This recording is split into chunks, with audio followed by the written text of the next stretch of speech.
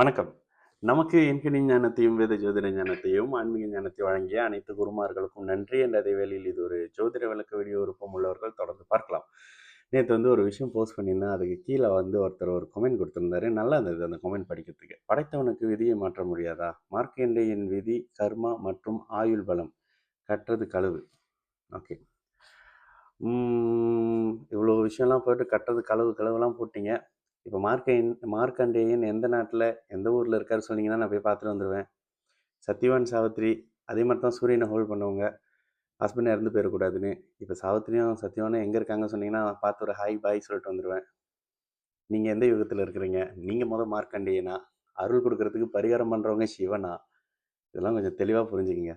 நீங்கள் என்ன தான் மறைஞ்சு மறைஞ்சு கமெண்ட்லாம் கொடுத்தாலும் கூட ப்ராக்டிக்கலாக எது முடியுமோ அதை தாங்க பண்ண முடியும். இறைவன் விதிக்கு உட்பட்டவன். பேசாமல் மார்க்கண்டேயன் மாதிரி ஹாஸ்பிட்டலில் வச்சு எல்லாத்தையும் காப்பாற்றி 200 300 400 வருஷம் கொண்டு போயிடலாம்ல. ஏன் ஆயில் மட்டும் 80 நிறுத்துறீங்க, 100 நிறுத்துறீங்க? அங்கே விதி வந்துருச்சுல்ல. டெய்லி ஏன் சூரியன் உதயமாகுது? அது விதி, விதிக்கப்பட்டது. டெய்லி சூரியன் உதயமாகி தான் ஆகணும். இல்லைங்க நான் ஒரு பரிகாரம் பண்ணி சூரியனை 4 நாள் தள்ளி வச்சுருக்கேன், பார்த்தீங்களா 3 நாள் இருட்டாக போச்சு, ஒருத்தர் பண்ணி காட்டுங்களேன். பண்ண மாட்டீங்க. ஏன்னா இதெல்லாம் சொல்லிடுவானுங்க. அதாவது ஓகே, எப்போதுமே பரிகாரம்ன்றது உங்களுடைய ஆறுதலுக்காக தான். பரிகாரத்தை வச்சு நீங்க எதுவுமே செய்ய முடியாது. எதுவுமே ஒரு ஆணி கூட நகர்த்த முடியாது. ஓகேங்களா? அப்புறம் இன்னொரு ட்ரெண்ட் என்னன்னா, எவன பார்த்தாலும் பேசுவான். அவன் பார்த்தா ஆன்மீகவாதின்னுவான்.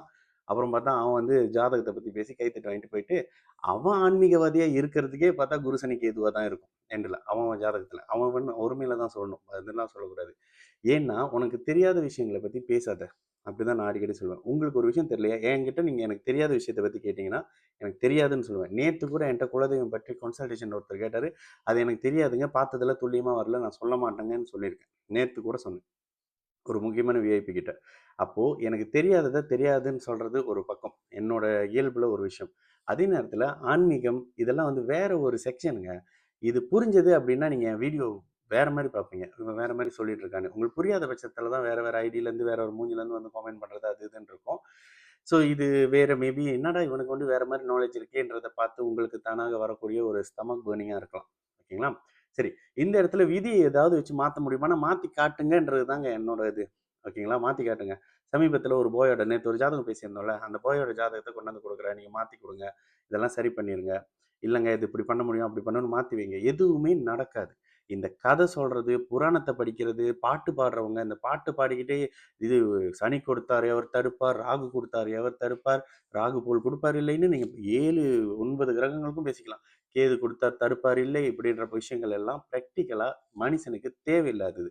நீங்க என்னவா வாழ்றீங்க? எப்படி வாழ்றீங்க? அதனை எங்கிருந்து வாழ்றீங்க? எந்த தரத்துல உங்களோட லைஃப் இருக்கு? இத தான் லக்னமும், லக்னாதிபதியும் முடிவு பண்றாங்க.